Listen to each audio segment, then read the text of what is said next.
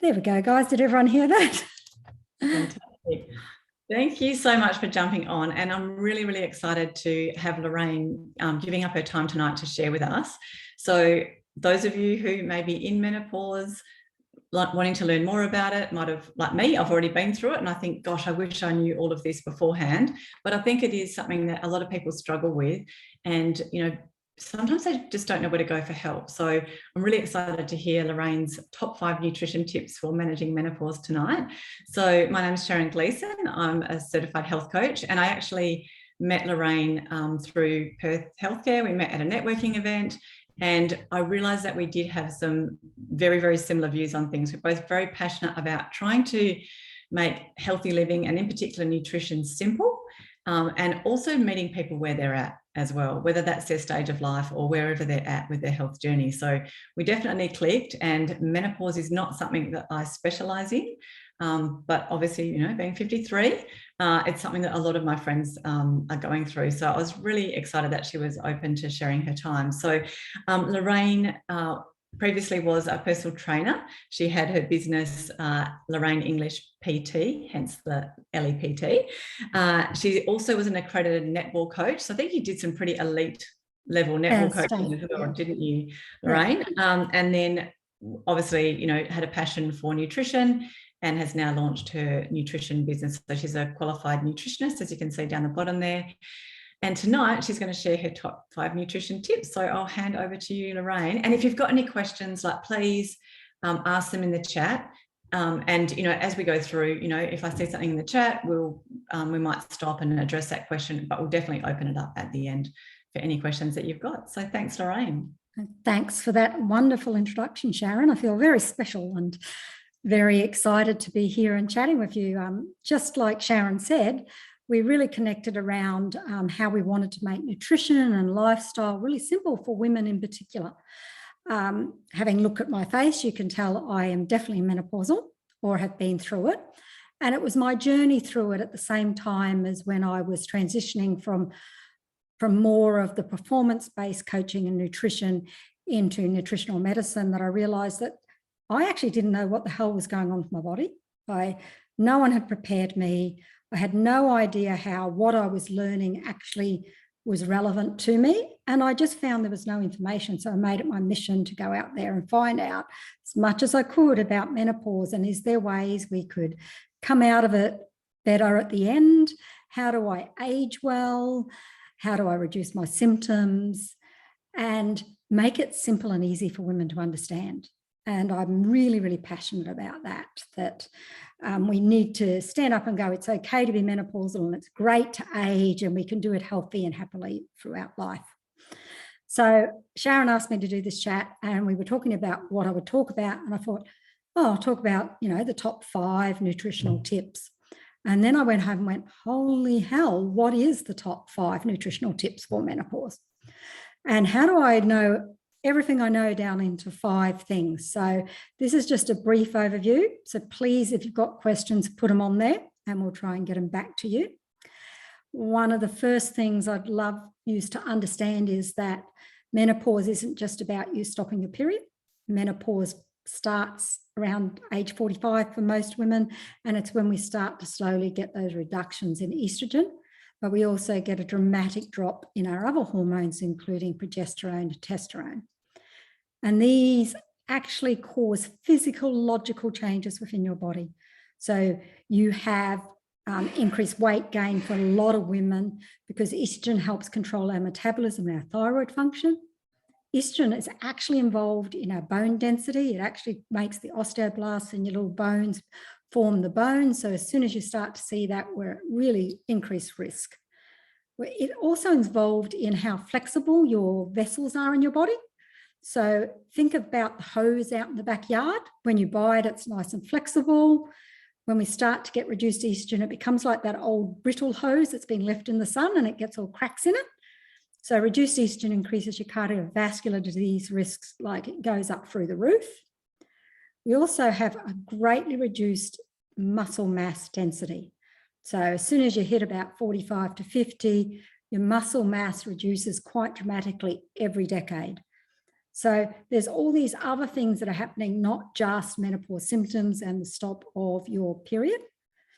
And what I really, really want people to understand is that when you're going through the symptoms of perimenopause, that's when your symptoms are the worst, because everything's just going like a reverse teenager, but you just don't get a period at the end.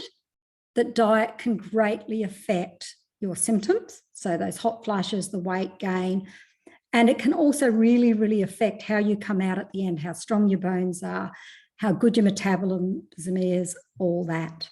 So really, really important you understand that there's quite a lot going on within your body.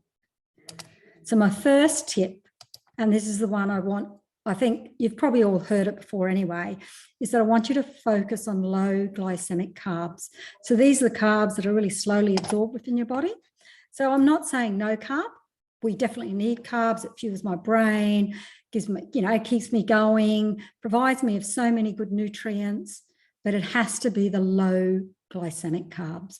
So the reason that is because of that reduced estrogen. So when you eat refined carbohydrates, your blood sugar spikes, okay? Insulin's released, okay, to get that sugar out. It's trying to suck it out. But because we're not using it, we're not running from the lion that's chasing me, it's stored in my cells and it turns into fat. Because you are perimenopausal or menopausal, estrogen actually affects how much we store of that fat. So you get excess fat storage, particularly around your breast and abdominal area, because they're our reproductive tissues. So everything gets stored there. Our cells are also then told not to release the fat because there's too much sugar in there. And we see lots of women when they hit about 45 starts to get that type 2 diabetes symptoms. That's because estrogen tells our cells how to use insulin. So our cells go, I'm just going to ignore the insulin. We get this chronic blood sugar happening, which is really quite dangerous. So low carbohydrate is definitely the key, not just for weight management, but future health management. We also know, and there's lots of studies, that when your insulin's really quite high, and that's going to be high because your estrogen's not doing its job anymore, you're going to have hot flushes, those terrible night sweats. And I know personally that if I have my favorite, because I used to be a nighttime snacker, because I used to coach till really late at night, would come home and have a couple of slices of toast. Not very healthy, I can assure you. I was not a nutritionist at the time.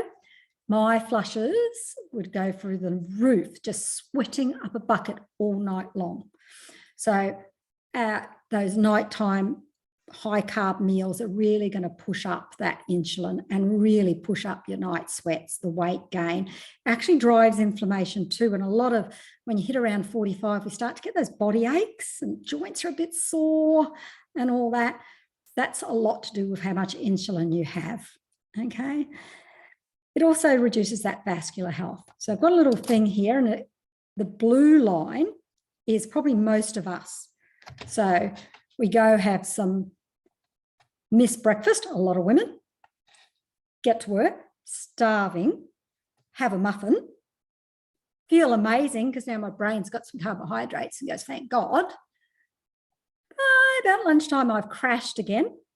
I'm now super hungry, so I eat whatever I can when I go to the cafe.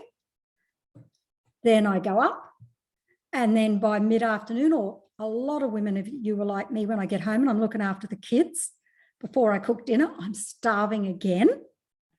Then it goes up. And we're just in this constant up and down cycle. And as you can see, when I eat low GI, we kind of sit in that middle.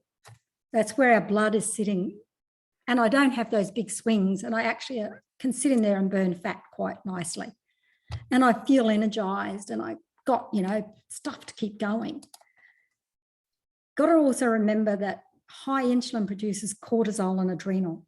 And one of the major causes of your symptoms is that your estrogen, even though it's lower, is still higher than your progesterone from when you were in your reproductive years. So the gap used to only be this big. Now it's like this. Progesterone hits rock bottom. And cortisol uses the same precursor as progesterone. So it uses proglycinol. And so the more stressed you are, the more insulin you have, the less progesterone you have. the more mood swings you have, the more cravings you have, the more weight gain you have. So that's why low glycemic index food is key for menopausal women. Okay.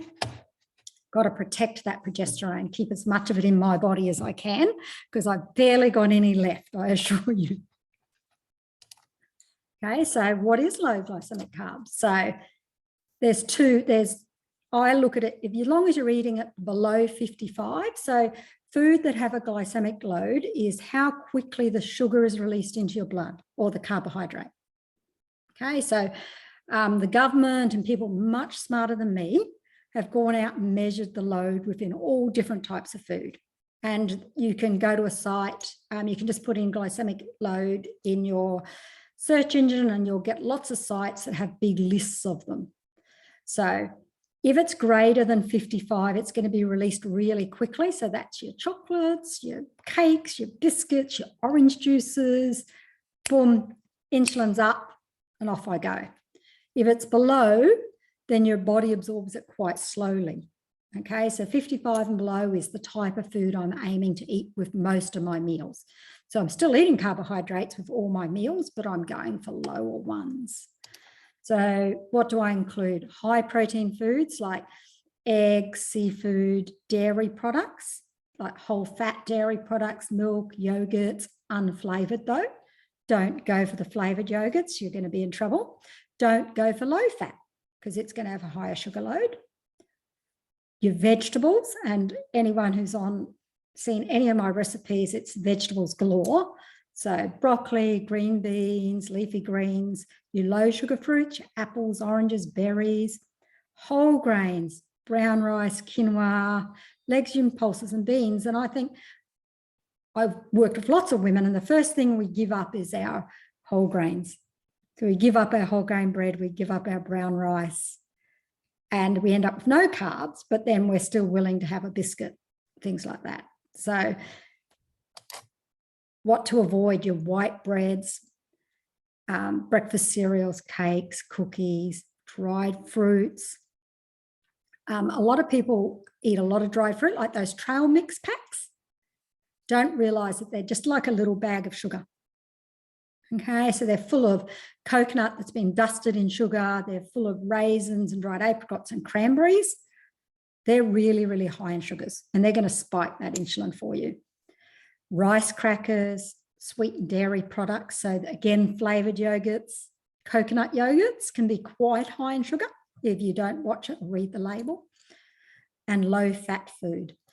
So when I talk to people about this, I always talk about, look at the food you're eating. If it comes in a pack, it's probably going to be higher glycemic index.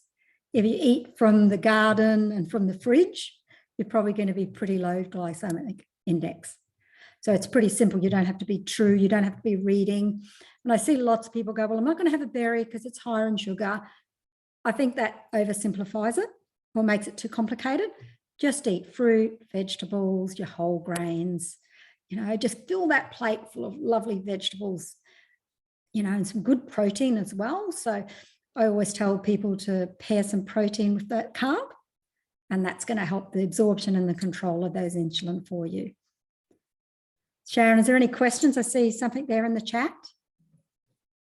Well, that was me. That was just me saying what I found like spurred on. I could put my finger on what spurred on my hot flushes. Yeah, what was yours? Mine were alcohol, coffee, and chocolate. Yep. Not that I ate a lot of chocolate, but if I had some dark chocolate, I could know that within 5-10 minutes, I was going to be breaking out in a sweat. Same with coffee and alcohol. Yeah. I definitely had to cut out coffee. So I can have coffee in the morning because my hot flushes were quite controlled in the morning for some reason, but I couldn't even think about having a coffee in the afternoon. If I had an alcoholic drink, I knew I was going to suffer. So you just have to go, well, it's just not worth sweating this much to have that alcoholic drink. I'm not a chocolate, so that wasn't an issue for me, but definitely like toast or carbs in the evening pushed me over the limit. Yeah. Now, my second thing is, and I think this is key, and I've heard Sharon speak about protein before, that we need to have protein with every meal. And I see again, lots of people that have a really low protein breakfast. So they're having a couple of slices of toast or a crumpet, grabbing a muffin on their way into work with their coffee, quite low protein. Okay, so the reason you need that is that protein is like your little Lego blocks. So you're thinking about when you're building Legos, there's different shapes, some are windows, some are doors, or some are clear. That's your whole body. So all your cells, your skin, your vessels, everything is built from protein. The collagen, so in my skin, my hormones, everything is built from protein. And the problem is that once you have reduced estrogen levels, you don't process the protein as much. So it's really, you need more protein instead of less protein. Okay, so we need to go to, easiest thing is to eat protein with every meal, basically. So the bonus of eating protein is that it produces a chemical peptide YY, so PYY, and it's a gut hormone that makes you feel satisfied. So for all those women that goes, I never full, I'm craving food all the time, eating some protein is going to help with that. It also reduces the level of ghrelin, which is my hunger hormone. So for all us that are worried about our weight and are always feeling hungry, just eating some protein is really, really important. Okay. Keeps my blood sugars under control and my insulin from rising, which I've already spoken about. And this is how much. So before 50, you only have to eat about 0.08 grams of protein per kilo body weight. As soon as you hit 50, or even before, start going through that menopause, if you're an early person that went through, you have to have 1 to 1.2 grams of protein per kilo body weight daily. So if you weigh 60 kilos, you're going to have 60 grams of protein minimum per day. Okay. And the easy way to do that is to get 20 to 25 grams of high quality protein in per meal. Only your main meals. So your snacks, you're not too worried about, but if you have protein with breakfast, protein with lunch, protein with dinner, but the trick is what the hell it is 20 to 25 grams of protein. So that's where I used to get really confused. So different food have different levels of protein. So 100 grams of chicken is 25 grams of protein. 2 eggs is probably equivalent to about 25 grams of protein. And for all the women that are having their 2 eggs plus a protein shake, like doubling up, you're just wasting your calories, because we can, as our body can only absorb 20 to 35 grams at a time. So having a double piece of steak, having 200 grams of steak for dinner because I missed out and only had a salad for lunch, isn't going to get your protein in for the day, because your body's only going to absorb the first 25 grams, then go, no, too much, I can't absorb this anymore.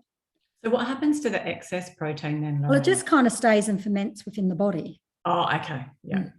So your body can only absorb physically through the gastrointestinal tract so much at a time, because it's actually using different transporters and chemicals for it to occur. And there's only so much of that within our body at one time, and then it clears out and then the rest comes in. But that is a good question. I'll have to find out exactly what does happen. No, that's great. And I wasn't sure whether it just gets absorbed. I wouldn't have thought it was going to get stored as fat, but no, but yeah, I think it basically, it's still an energy, so it still could be turned into, it's a calorie. But most of the time, if you ever eat a really big steak and it just feels like it's sitting there, and then it feels like it's just working its way down through your stomach.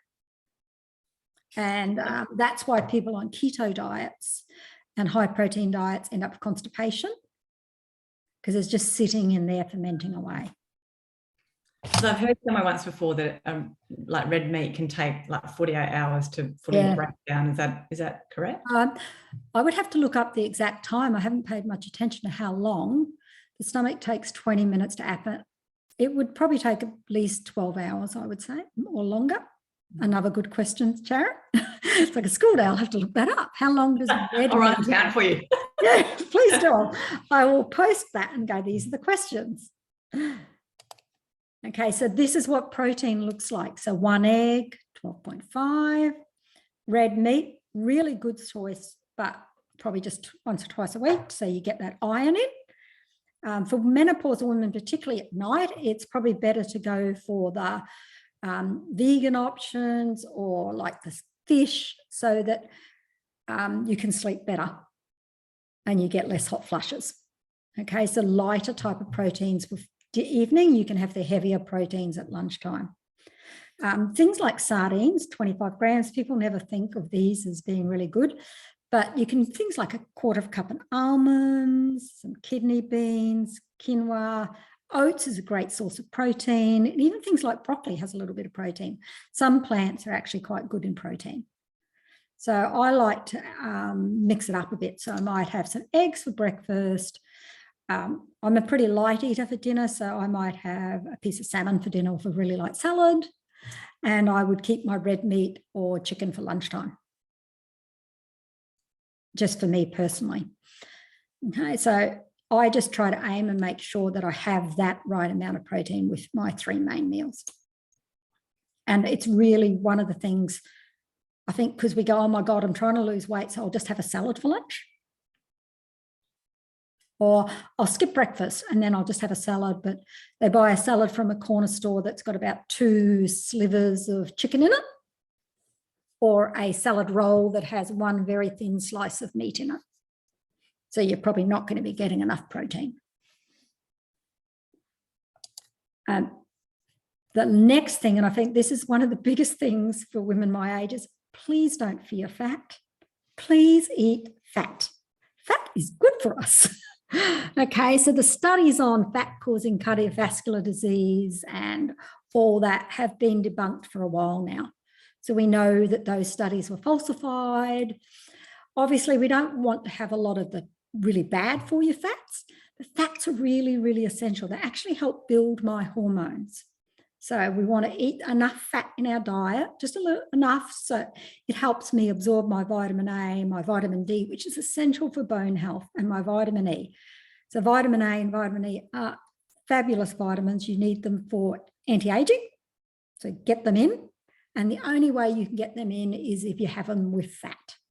And like milk has all that in it. Eggs have them in it, things like that. So don't fear fat. It's really essential.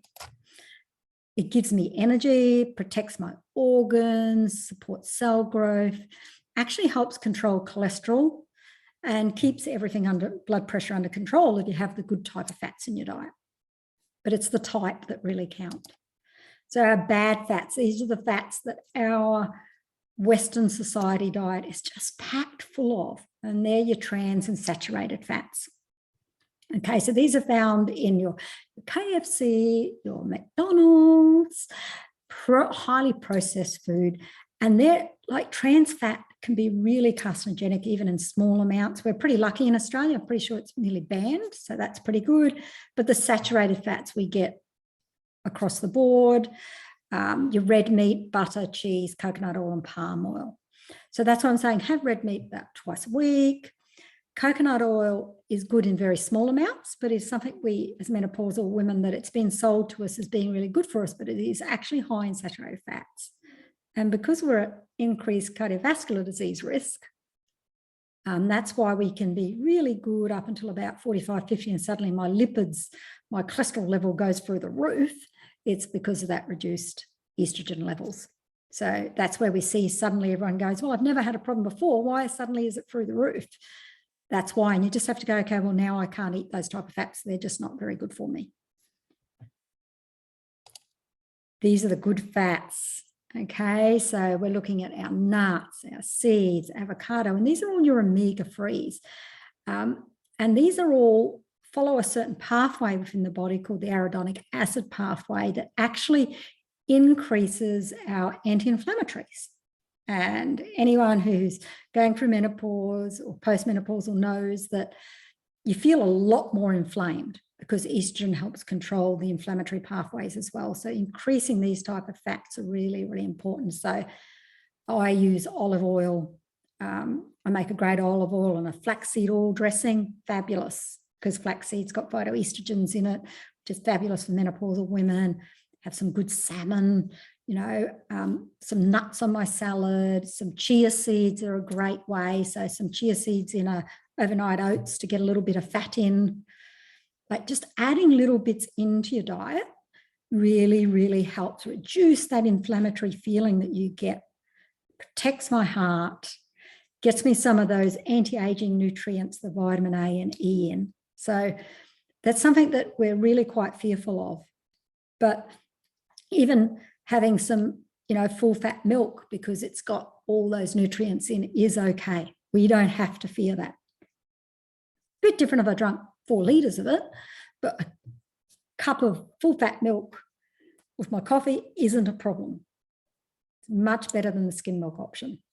Lorraine, just before you go on, Rebecca's just popped in a question. What are your thoughts about coconut water? Coconut water is great for the electrolytes in it. Okay, so if I'm dehydrated and I need extra electrolytes, it's really good. Just be really careful where it came from. So who produced it? So if it's produced in Indonesia and it's could be quite contaminated, as in how it was processed to be produced. Really, really actually good to have some in the cupboard for anyone who's sick, because it's going to give them back their electrolytes as well. And just turn it over and make sure it hasn't been sweetened. So has it had sugar? If it's got sugar on the list of ingredients, you should avoid it. But it's got no fats in it. It's a water. So it's got the juice, no fats. It's the actual seed itself inside that has the fat in it. Does that help? That's great. Thank you. It's actually one of the things that recommending you have in your COVID survival pack. Oh, wow.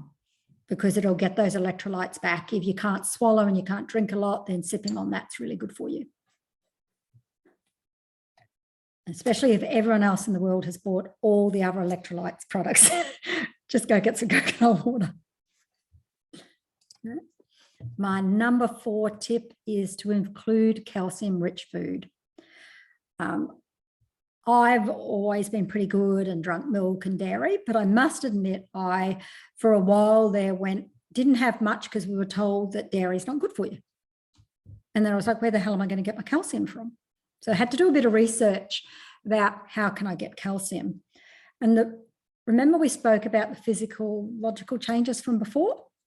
Estrogen actually helps the osteoblasts, which are the little products inside your bone that need to activate to form bone.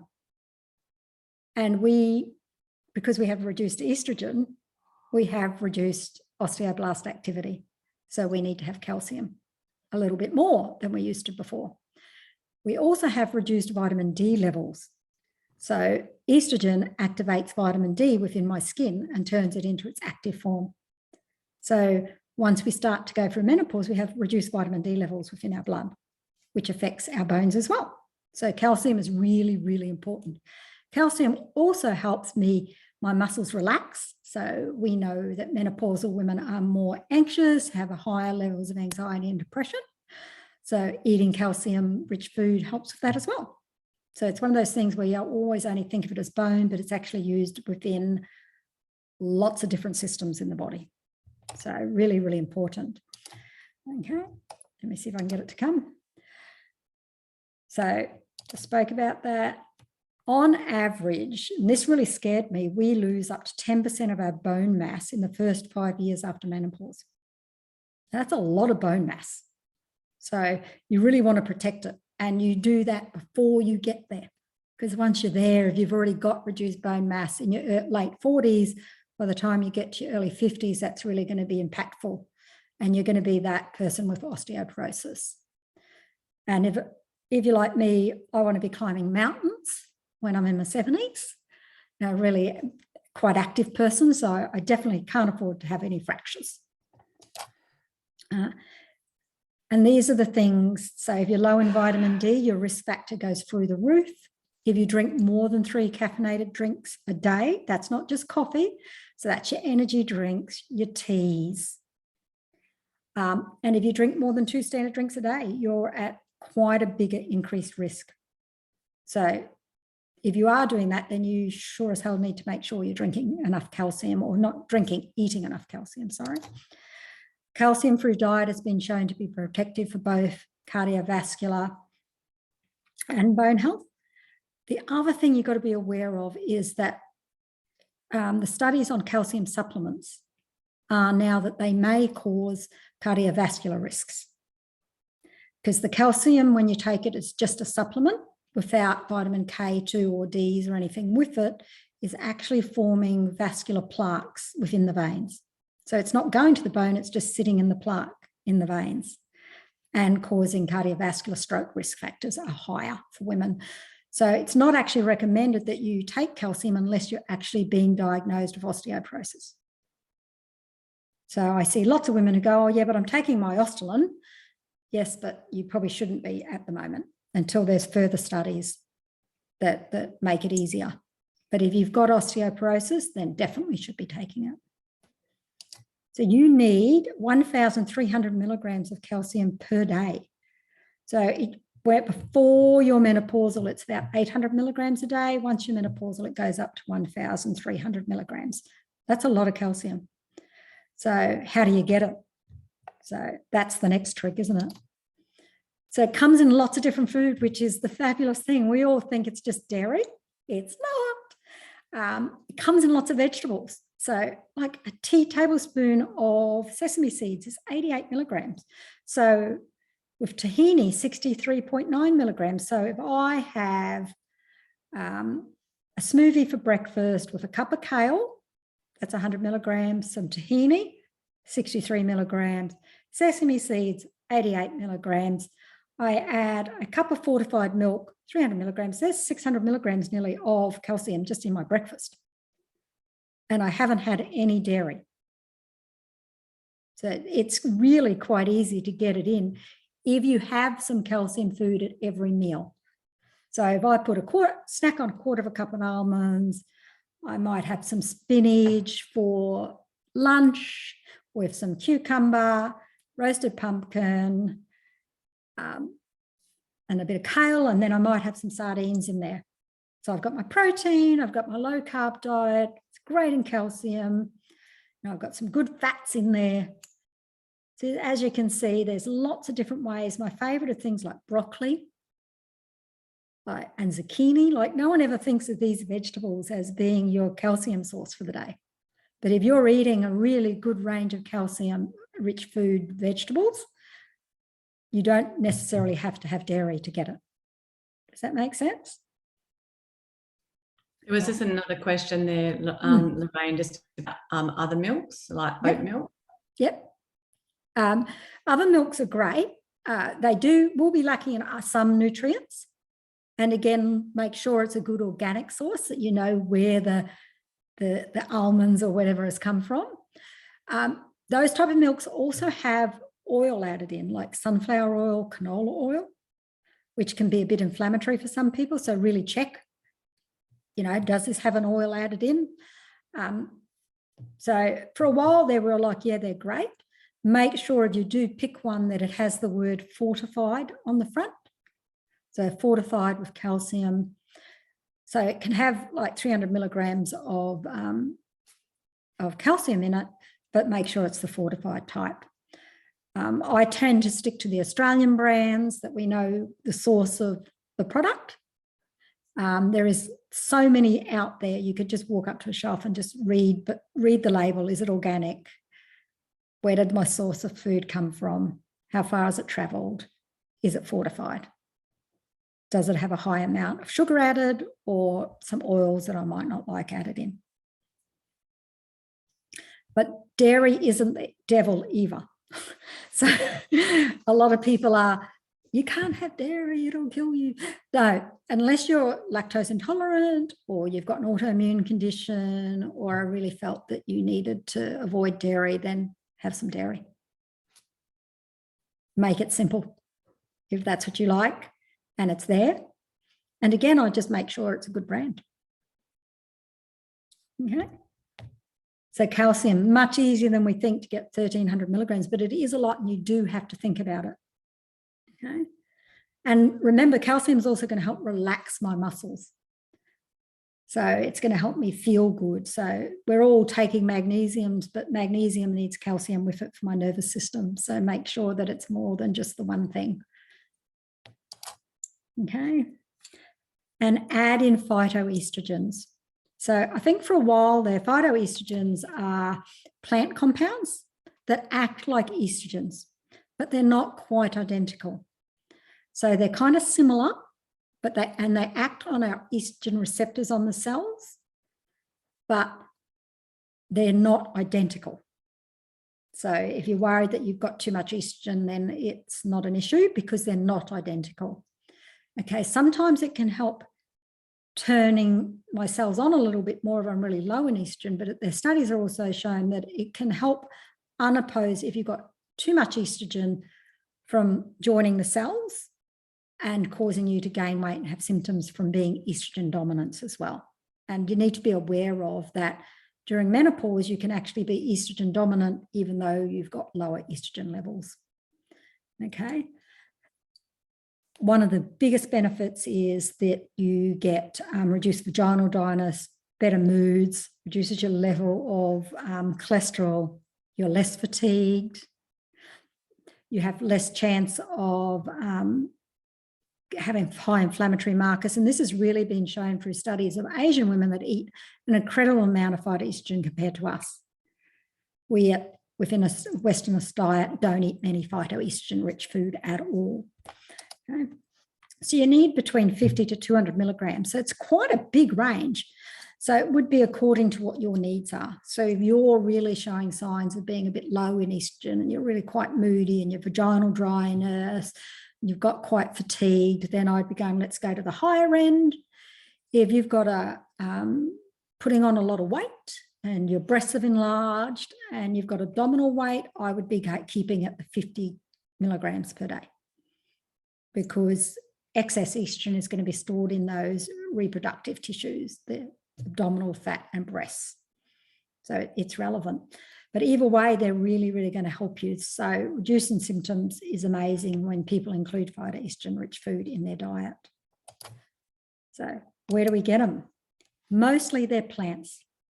So if anyone sees any of my meal plans, we've got a high amount of seeds, nuts, vegetables, and fruit in my plants. We also have whole grains. So your lignans, so there's two main types, lignans and isoflavonoids. The isoflavonoids is the one we find in our soy products. So that's your tofu, soy milk. The lignans are your seeds, whole grains, fruit, and vegetables.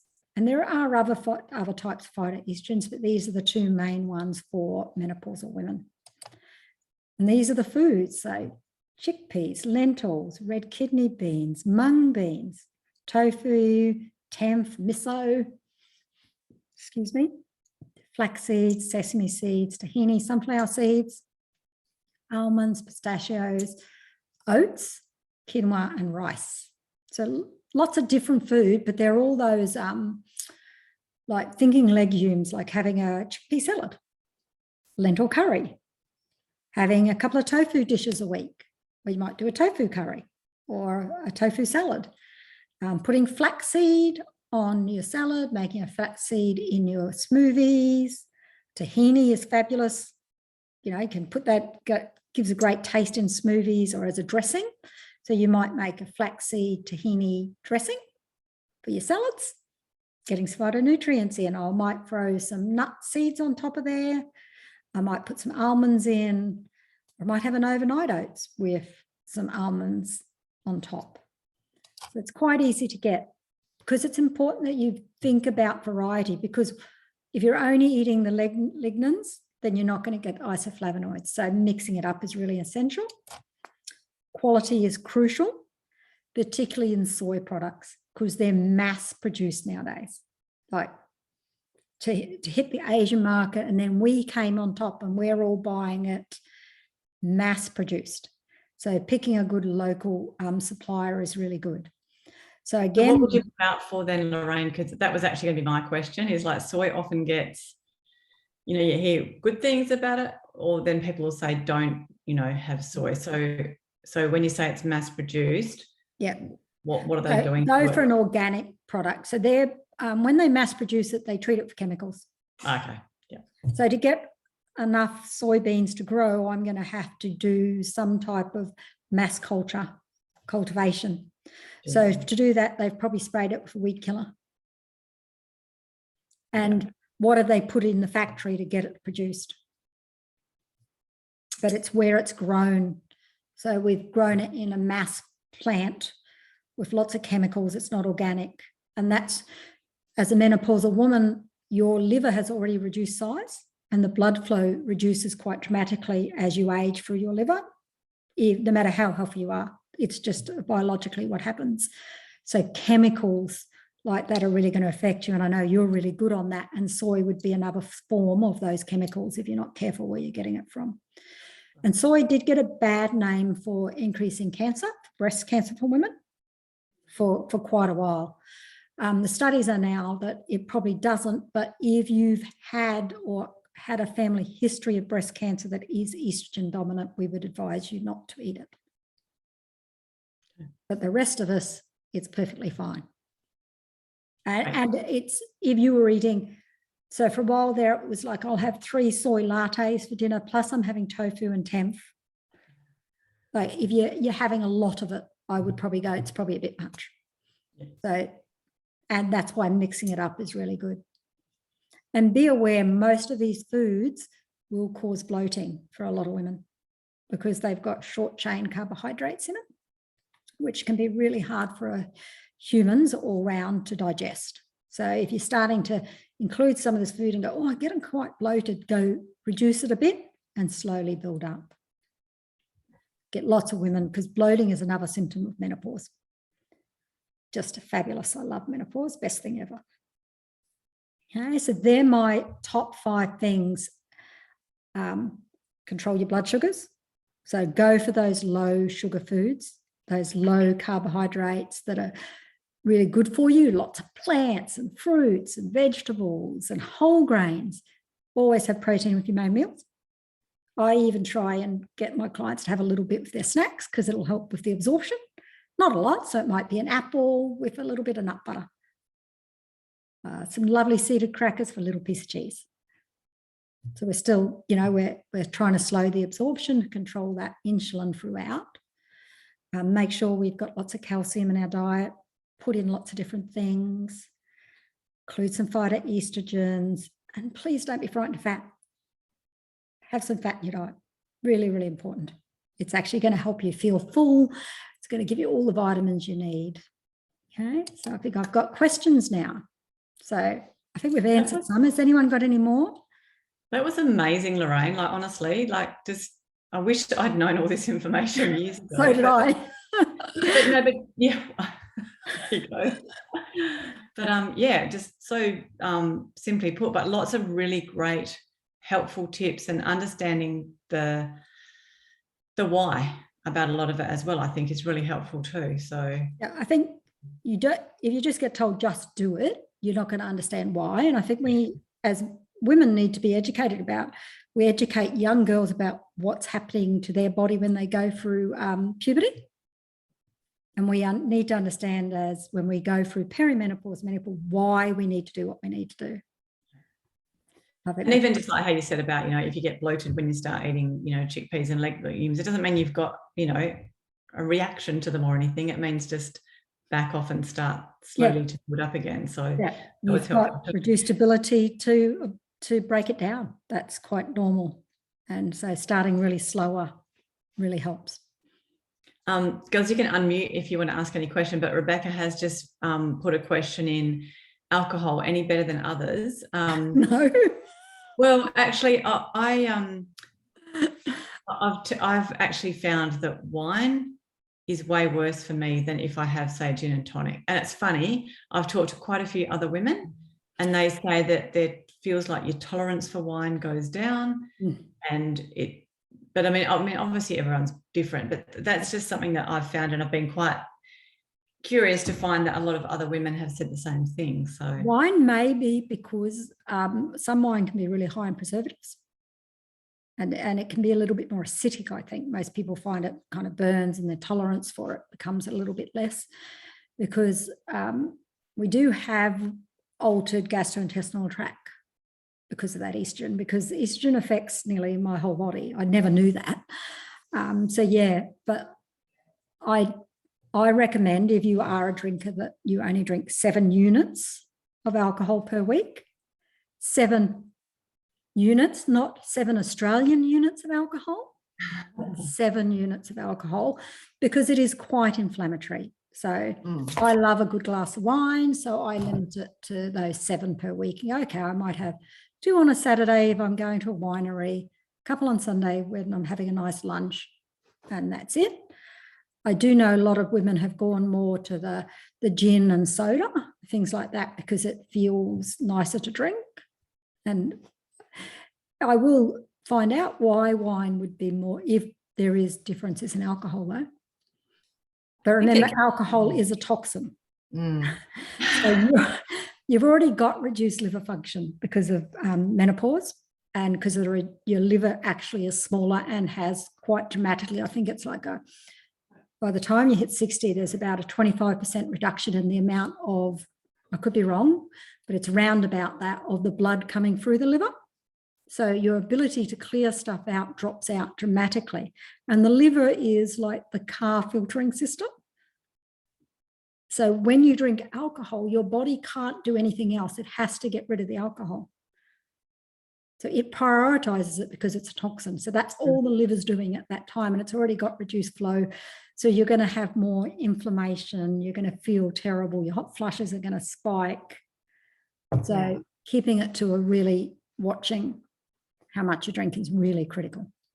Thank you. I'm just thinking of all the lonely women and the women that I hear that are going through menopause, but they're having all these symptoms, but they just feel like they should know it.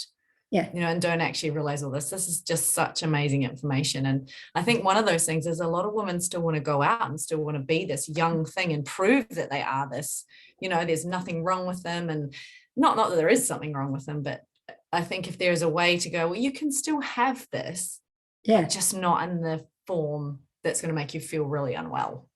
So in terms of the drink, I thought, the wine, that's really good, Sharon, to know, is that, maybe if you suggest wine's not great, but maybe a gin and whatever, or I love a good margarita. I think it's all pure, like it's just pure this and pure that and lime. So I just find it makes me feel better than anything else. So thank you. That is just really good information. Thank you. I've actually found that like my sister-in-law, she's basically vegan. And she's a winemaker, and so she makes her own. She works at Cullen's. Nice. She makes her own organic wine, and she's introduced me to a really good, like it's, I don't know whether it's organic prosecco, but it's got no preservative. And we were drinking it over Christmas, and I must admit, I do find that seems to sit better with me. So I've found that the organic prosecco would sit better with me than wine. I think though the thing with anything is it's your body. Like I might say this, that doesn't mean every woman's going to be the same. Some women might say, "Gosh, I have a gin and it just kills me. I'd be better on wine." So it's not. I just know that there's quite a few women I've noticed lately who have said that they're finding that wine affects them a lot more than it used to. Somebody was saying there's a drop you can put in the wine that helps nullify. I don't know what it was called. I can't remember who told me now. It was like, oh, I've never heard that. That's really fascinating. I saw someone do that the other day. Yeah, there is at the bottle shop. What is it? I saw one at the bottle shop. I don't know what it does. I would say it must break down some of the preservatives in the wine. I think, that was what they had said. So it doesn't leave you the same headache or whatever it was, but I'm okay not to try it, but it's about experimenting and figuring out what works for you and what doesn't. So that was that's really good. And Rebecca, you're right. Once you realize that, and I was the same, I wanted to stay, I'm young, I can just do whatever I was doing, or I can do the same type of PT sessions, I can eat the same food. And it wasn't until you go through it that you realize, no, hold on. And probably if I, like you, had been given that information earlier, I would have come out better. But again, we're not saying don't do wine or don't drink alcohol, just regulate it, be aware what it does to you, keep a journal. If it affects you, then probably avoid it. You'll probably feel better. So then you'll get, you'll have less of all those other symptoms. So when you do drink, it doesn't affect you as much. So it's about just trying to balance it out, I suppose, in life. Yeah, I'm just thinking about a few of my friends that are still trying to go out and enjoy it, and they're not enjoying it because of the aftermath the next day. Yeah, exactly. So what's the point? We can learn our lessons the easy way or the hard way. Hey? Yeah, that's true, but it's awareness, right? It definitely is awareness. Yeah. And then I love the idea of a journal. That's a great idea. Yeah. And one of the first things I do is journal your symptoms and journal how your body's feeling. Because most of us we're very tuned off from, besides the fatigue and just feel, unless we're at critical point, we turn off a lot of symptoms. We can ignore that little bit of upset stomach for a while. We can ignore that, I just don't feel great, or I've got this underlying headache. So journaling how you're actually feeling and what, does my skin tingle, what happens? Yeah. Really important. So Lorraine, how do people find you? Like what, I guess you're going into that. Sorry, I'm just jumping the gun. But... No, I was actually doing this just with Sharon, so I wasn't going to push just my business, but I operate out of Perth Healthcare Centre. So you can just Google Lep Nutrition or Lorraine English and you'll come to me. I do one-on-one consults, very similar to what Sharon does, but give full diet diaries and full supplement routines and analyze everything very holistically. Or if you just want plain meals or a menopause particular program and you don't want to see someone in particular, I think I do have it here. I do have an 8-week online program. So they get that Surviving Menopause guide, which has a lot of the information we just had and a lot more. Mindful eating and education exercises, and 8-week Meno meal plan. Great. And can I ask how much that is? Or use $120 with the 50% off at the moment. Wow. Okay, I might put that out to a few friends. But 8 weeks. Yeah. That's a steal. Yeah. So you get $120. I think it's a steal. I'm going to try and sell that for you. Okay, you do that for me.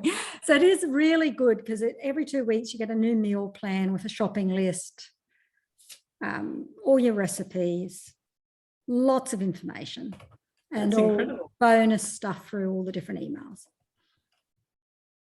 So just take the leap. You can go to Facebook to find it, or just head to my website and shop away.